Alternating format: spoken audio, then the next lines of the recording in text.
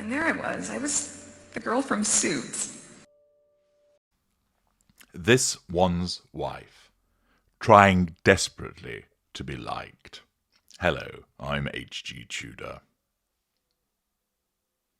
This one's wife is desperate to be liked. Why? There are two fundamental reasons for this. The first is, and as I've explained in an earlier video, the status quo mindset that she has is that she is a likable, lovable, adorable individual. And therefore, because she is all of those things, because her narcissism tells her that, by way of the creation of the construct, if you are a normal, sensible human being, you will like, love, adore her. It's a simple equation. I am likable, I am lovable, I am adorable. If your brain functions correctly, you will like me, you will love me, you will adore me. Secondly, if she is liked, this means that people are easy to control, the most fundamental part of the prime aims. If she is liked, people will provide her with pure positive fuel, which is what the narcissist always wants, because that's what powers her, and it doesn't threaten her need for control. If people like her, they are more likely to provide her with residual benefits. They will buy her products. They will invite her to things. She will have adoring crowds calling her name. They will give her gifts. She'll be granted more exposure because the powers that be will recognize this is a loved and adored individual. Let's give her a contract. Let's get her modeling for us. The public adore her. Accordingly, because of the prevailing mindset and the benefits that come with it, this one's wife is desperate to be liked. This causes her to behave in a way whereby she portrays this facade to the outside world of being a kind person, being a fun person, a loving mother, a doting wife. On other occasions, of course, she wants to be seen as the girl boss. But at the moment, we are particularly being subjected to a blitzkrieg of publicity by her to try and convince us that she is likable. Look, here I am being relatable in my podcast. Even though it's about girl bosses, there's time for girl talk as well, as was the case in the recent trailer. Look how adorable I am. Here I am in my garden with my dog. Look how likable I am. I've got lots of friends. I don't bully anybody. See how likable I am. I'm sat in Gwyneth Paltrow's kitchen. See how likable I am. My friends are parading my jam for me. Time and time again, this one's wife is desperate to be liked and is desperate for you to like her. As is often the case, if someone has to keep telling you what they are, it's invariably the case that they're not, because their actions aren't matching up, or people have an existing view of that individual based upon such actions. As I've quoted before, Margaret Thatcher said, "Power is like being a lady. If you have to tell people that's what you are, you aren't." And it is the same with this one's wife. She insists on telling us that she is likable, and she is absolutely desperate to be liked. With Love Meghan, the shitty cookery show, was an example of that, whereby she sought to make herself likable and failed spectacularly as a consequence of her high-handed arrogance, self-absorption, and her inability to read the room. Now, I know that you have been subjected to many reviews about that program, but there's another one that I wanted to share with you because, well, quite simply, you'll enjoy it. It's a little bit behind the curve with regard to timing. After all, most reviews of her show came out the day of and shortly thereafter when the series was released on Netflix, perhaps encapsulating the somewhat laid-back lifestyle that certain Irish people are stereotypically known for, Conor Maguire, writing in Western People, provides us with a review. And I thought that I would share it with you in its entirety to offset the sugary sweetness that this one's wife has been pouring in your direction as of late.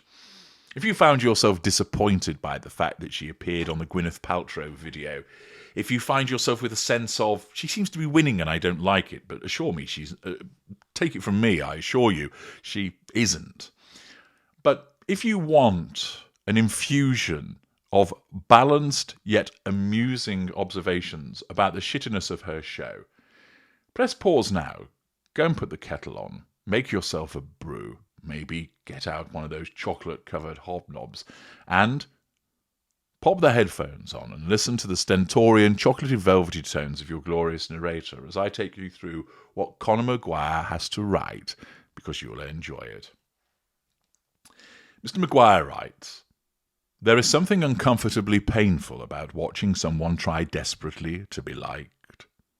This One's Wife, Duchess of Sussex's new lifestyle show on Netflix, is an excruciating spectacle, stretched over several hours and filmed with the soft focus glow of a premium feminine hygiene advert. The premise is simple enough.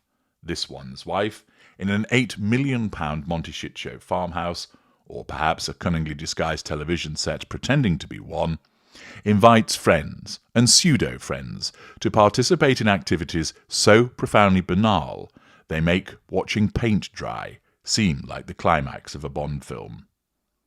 They bake beautiful on the inside cakes, because everything you see contains a metaphor, arrange vegetables into geometric patterns, and sprinkle dried flowers on literally anything that doesn't move quickly enough to escape. The show belongs to that particular genre of lifestyle pornography where the presenter pretends to be just like you, while simultaneously existing in a parallel universe of privilege so removed from ordinary experience it might as well be broadcasting from Versailles. We don't all have gardens like this One's Wife acknowledges, gesturing vaguely at her personal Eden. I fully recognise that. But fear not, viewers. Just pop down to your local farmer's market. The solution to not having a duchess's budget is, apparently, to shop where duchesses would never dream of setting foot. What's most striking about this exercise in self-aggrandizement is its staggering joylessness. Every moment is so carefully curated, so exhaustively styled, so relentlessly on brand that any authentic pleasure has been suffocated under the weight of aesthetic perfection. When This One's Wife claims she never gets fussy with place settings, the camera lingers on place settings so fussy they would make Marie Antoinette mutter, "It's a bit much." There is studied casualness here that takes teams of people working around the clock to achieve. Her guests perform the rituals of friendship with all the spontaneity of hostages reading prepared statements. Mindy Kaling, a genuinely funny woman, finds herself reduced to uttering inane compliments like, "What are you, Tinkerbell?" as This One's Wife performs her 1000th act of flower sprinkling. The strain of pretending this is all perfectly normal human interaction is visible on her face, like watching someone holding in a fart in a crowded greenhouse. The Duke of Sussex, Harry, appears only briefly, relegated to the status of an anecdotal husband who salts everything and loves bacon. One can't help but wonder if he's hiding somewhere on the vast estate, perhaps in a small cupboard, frantically calling his old army mates to send a rescue helicopter.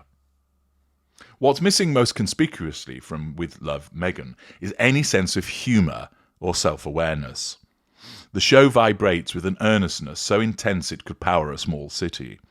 Everything, absolutely everything, carries profound significance.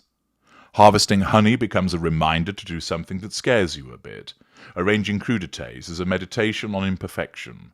Making a sponge cake without icing is a treatise on inner beauty. One longs for a moment when This One's Wife might look at the camera and say, "This is all a load of bull, isn't it?" But that moment never comes. Behind every moment of This One's Wife's effortless domesticity lurks an army of invisible serfs, their fingerprints hastily wiped from the lens of authenticity. The extra balloons that appear mysteriously self-inflated after this one's wife inflates a token sample. Those baskets of implausibly uniform berries, each one an identical twin to its neighbour, are perfectly arranged in a rustic twee and almost beige wicker basket. The immaculate table settings arranged with a flawless aesthetic while our hostess pontificates about casual entertaining, materialise like poltergeist activity, the work of ghosts we're not meant to see. The true miracle of lifestyle television isn't the lifestyle, it's a televisual sleight of hand that transforms a platoon of production assistants into invisible minions. Most egregious is a bread sculptor's butchery, a crime that would have caused riots in less wasteful epochs. Watching 2/3 of a perfectly edible loaf sacrificed on the altar of perfection feels like witnessing a war crime against carbohydrates. The discarded crusts and misshapen slices, banished to some off-camera purgatory, speak to a profligacy which would make a wartime mother weep. It's bread genocide, disguised as gentility, the casual wastefulness that only the catastrophically privileged could present as aspirational. This is millennial aspiration in its death throes. A world where mason jars, calligraphy, and authentic moments have been commercialized to the point of self-parody. It's the Instagram aesthetic made flesh and broadcast to millions. A relic of a cultural moment that has already passed its expiration date. The oatmeal tablescaping side hustle dream that defined a generation has crawled into Netflix palatial hospice to die. The tragedy is that somewhere, in this pastoral wasteland, there might have been an interesting show if only someone had been brave enough to excavate it from beneath the layers of carefully curated banality. This One's Wife, actual life story, from working actress to royal bride to exile, contains genuine drama worthy of Shakespeare with a splash of Jackie Collins, a commoner's ascent, palace intrigue, family betrayal, and a dramatic self-imposed banishment to the gilded cage of Californian privilege. A story as Succession meets The Crown with a dash of Dallas, for God's sake. Instead, we get the televisual equivalent of a scented candle from an upmarket department store, expensively packaged, vaguely pleasant, and ultimately designed to mask something rather than reveal it. In its final incarnation, it's more desperate housewives with brunch and a round of soothing lobotomies. The show suffocates under the weight of its own artifice, with This One's Wife stiff and awkward, operating entirely in clichés. Each precisely arranged tablescape and lovingly labelled mason jar serves as another brick in the wall she's building, between her audience and whatever authentic human being might be trapped inside this lifestyle brand with a pulse. The beekeeping, the crudités, the Sussex branding all seem designed to distract us from asking truly interesting questions, like an overwrought magician's assistant frantically waving feathers, while the real trick happens elsewhere. With Love Meghan as the fourth offering from the Sussex's Archwell Productions, following Polo, a series so dull it made actual polo seem thrilling by comparison, Heart of Invictus, worthy but limited appeal, and Harry and This One's Wife, their sole success primarily because it actually contained emotional content, namely complaint and artfully concealed bitching. In the final episode, This One's Wife cooks with Alice Waters to mark the next chapter of her life, the launch of her lifestyle brand, formerly American Riviera Orchard, now rebranded as Ever, whatever might have a better ring to it. The irony is that This One's Wife has produced something utterly inauthentic in trying so desperately to create a brand based on authenticity. And that's the problem at the heart of With Love Meghan. It's not that arranging flowers, baking cakes, or making preserves are invalid activities. They're presented with such suffocating reverence, humorless intensity, and blinding obliviousness to the real world that they become unwatchable. Nigella Lawson could make candle-making sensual and inviting. Martha Stewart infuses her perfectionism with pragmatism. Even Gwyneth Paltrow's goop madness comes with a knowing wink. The only undeniable authentic thing in With Love Meghan is her elderly beagle Guy, who nestles by her side with the weary resignation of someone who's seen it all and is simply counting down the days until retirement. He, alone, seems real in a show constructed entirely from artifice, a furry truth-teller in a kingdom of perfectly arranged fakery. As I watch This One's Wife label yet another jar of something no one will ever eat, with her impeccable calligraphy, I couldn't help but think this is what happens when you take the aspiration without the inspiration, the aesthetic without the authenticity, and the brand without the substance. With Love Meghan is a beautifully arranged nothing, precisely like those dried, edible flowers she sprinkles everywhere, pretty, pointless, and ultimately tasteless. That is Conor Maguire's review, belated, but nevertheless entertaining and oh so accurate, and is so demonstrative of the narcissist that's at the heart of it all. A faker. Someone who seeks to be authentic, but it's actually artifice. Someone who thinks she has a brand, but she has no substance. An individual that tries so hard to make you like her that she just continues to cause you to dislike her. I'm H.G. Tudor. Thank you for listening.